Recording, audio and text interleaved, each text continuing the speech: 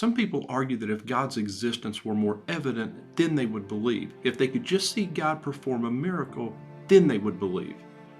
Really, because the Israelites didn't. They watched God perform miracle after miracle in freeing them from the bondage of slavery in Egypt, and what did they do? They rebelled at the first opportunity.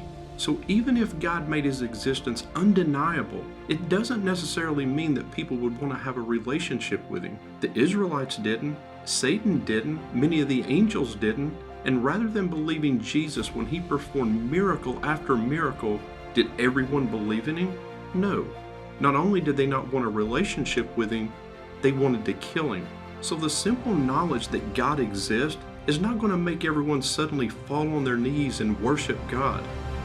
Some people have been running from God their entire lives.